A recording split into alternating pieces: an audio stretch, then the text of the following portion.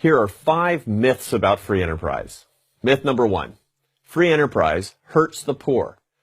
Since 1970, the percentage of the world's population living on the equivalent of less than $1 a day has fallen by more than 80%. This was not the result of foreign aid or UN development projects.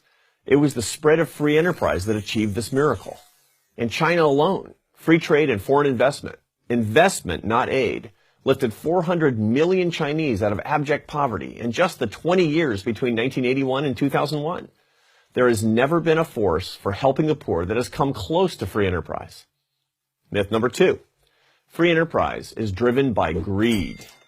If entrepreneurs were all about money, they'd be far better off getting a secure job in civil service. According to a recent survey by CareerBuilder.com, small business owners made 19% less money per year than government managers. Entrepreneurs are driven by a fierce desire to control their own destiny. They strive for something I call earned success. For some people, earned success means business success. For others, it means raising good kids, building a nonprofit, or making beautiful art. Whatever allows people to create value in their lives and in the lives of others. Only free enterprise gives them the personal freedom to do that. Myth number 3. Free enterprise breeds envy. Since 1973, the General Social Survey has asked Americans whether they believe good luck or hard work is more important than getting ahead. For 40 years, between 60 and 70% of Americans have chosen hard work. In a recent poll, the Pew Research Center found that 88% of Americans said they admired people who get rich by working hard.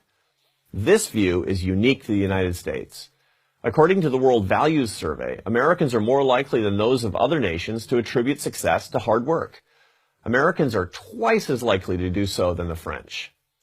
In a society that rewards initiative and offers opportunity, free enterprise fosters aspiration and ambition. It is societies that have much less economic freedom and far fewer entrepreneurs, and therefore economic stagnation, that you find envy, resentment, and often unrest. This is the case in Europe, where people demand more and more government benefits instead of demanding to keep more of what they earn. Myth number 4. Free enterprise caused the Great Recession. It wasn't free enterprise that was at fault. It was the lack of free enterprise. Statism and its codependent spouse, corporate cronyism, melted down our economy. As my American Enterprise Institute colleague Peter Wallison has documented, 2 decades of misguided government policy created the conditions that led to the housing bubble. When housing prices collapsed, so did the whole financial system. And who showed up first in the bailout line? Large corporations, including car companies, big banks, and the government-backed mortgage giants Fannie Mae and Freddie Mac. This isn't the free market at work, not even close. It's a toxic mix of big government and its corporate clients. The solution is more free enterprise, where entrepreneurs put their money on the line and earn a profit or suffer a loss.